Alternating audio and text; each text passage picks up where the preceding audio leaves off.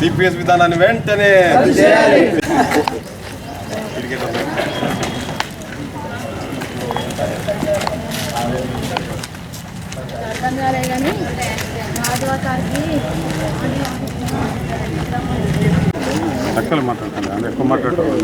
నా పేరు Cheeti Bhupathirao, PRT state association president. కేంద్ర ప్రభుత్వం 2004 జనవరి 1 నుంచి సిపిఎస్ విధానాన్ని దేశవ్యాప్తంగా ఇంప్లిమెంట్ చేయడం జరిగింది. అదే విధానాన్ని 2004 సెప్టెంబర్ 1 నుంచి మన ఉమ్మడి ఆంధ్రప్రదేశ్లో ఇంప్లిమెంట్ చేయడం జరిగింది. ఆ సిపిఎస్ విధానంలో సవరణ తీసుకొస్తూ కేంద్రం కొత్తగా గెజిట్ నోటిఫికేషన్ విడుదల చేయడం జరిగింది. ఆ గెజిట్ నోటిఫికేషన్ ఏప్రిల్ 1 నుంచి ఇంప్లిమెంట్ కావడం జరుగుతుంది. మేము పిఆర్టీ సంఘంగా మేము ఫస్ట్ నుంచి మొట్టమొదటిగా సిపిఎస్ విధానాన్ని రద్దుకే మేము ఒత్తిడి తీసుకొస్తున్నాం ప్రభుత్వాల పైన. అలాగే ఇప్పుడు ప్రభుత్వం ఏదో మళ్ళీ దానిలో సవరణ చేస్తూ యూపీఎస్ అని చెప్పి కొత్త విధానాన్ని ఏదో అడ్డగట్టడానికి ప్రయత్నిస్తుంది. మొత్తంగా సిపిఎస్ విధానం రద్దయి మేము 1984 ఆ ఉమ్మడి ఆంధ్రప్రదేశ్ సర్వీస్ రూల్స్ ప్రకారం ఏదైతే ఓల్డ్ పెన్షన్ సిస్టమ్ ఉందో దాన్ని మేము పునరుద్ధరించాలని చెప్పి కోరుకుంటూ ఈరోజు రాష్ట్ర వ్యాప్తంగా తహసీల్దార్ కార్యాలయంలో లంచ్ అవర్ వినతి పత్రాలు ఇవ్వడం జరుగుతుంది. Thank you. పిఆర్టీయు టిఎస్ రాష్ట్ర శాఖ పిలుపు మేరకు ఈరోజు అన్ని మండల కేంద్రాల్లో కేంద్ర ప్రభుత్వం ప్రవేశపెట్టిన యూపీఎస్ విధానాన్ని వ్యతిరేకిస్తూ తహసీల్దార్ కార్యాలయంలో వినతి పత్రం లంచ్ అవర్లు ఇవ్వడం జరిగింది. అయితే 2004 ముందు ఓపీఎస్ ఓల్డ్ పెన్షన్ స్కీమ్ ఉండేది. 2004 తర్వాత కేంద్ర ప్రభుత్వం ఎన్పిఎస్ ప్రవేశపెట్టింది, నేషనల్ పెన్షన్ స్కీమ్. దాన్ని రాష్ట్ర ప్రభుత్వం 1 సెప్టెంబర్ 2004 నుంచి సిపిఎస్ విధానాన్ని మన రాష్ట్రంలో ప్రవేశపెట్టడం జరిగింది. అంతకుముందు ఓల్డ్ పెన్షన్ స్కీమ్లో ఉన్న సౌలభ్యాలు దీనిలో లేకపోవడం చేత మేము ఎన్నో ఉద్యమాలు చేయడం చేత మొన్న ఎన్నికలకు ముందు కేంద్ర ప్రభుత్వం ఒక కమిటీని వేయడం జరిగింది, సోమనాథ్ కమిటీ. ఆ కమిటీ రిపోర్టు మొన్న ఇవ్వడం జరిగింది. ఆ కమిటీలో ఎన్పిఎస్ మరియు ఓపీఎస్ను మిక్స్ చేస్తూ యూపీఎస్ అనే కొత్త పెన్షన్ స్కీమ్ను తీసుకురావడం జరిగింది.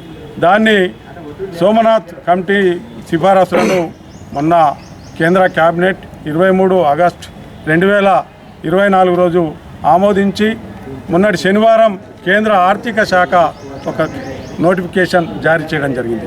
ఈ యూపీఎస్ సిస్టము 1 ఏప్రిల్ 2025 నుంచి అమలు చేయబోతున్నాం. కేంద్ర ప్రభుత్వ ఉద్యోగులకు దాదాపు 23 లక్షల ఉద్యోగులని, ఇవి రాష్ట్ర ప్రభుత్వాలు కూడా ఇంప్లిమెంట్ చేయవచ్చని ఒక సలహా ఇవ్వడం జరిగింది.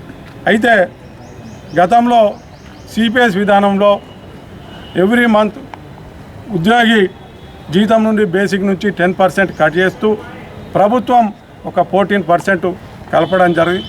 దాన్ని అవి రెండింటిని కలిపి స్టాక్ మార్కెట్లో పెట్టి వాటి వచ్చిన లాభాల ఆధారంగా పెన్షన్లు ఉద్యోగి విరమణ తర్వాత 60% రిటైర్ అయిన అప్పుడు 40% మిగతా పెన్షన్గా ఇవ్వడం జరుగుతుంది.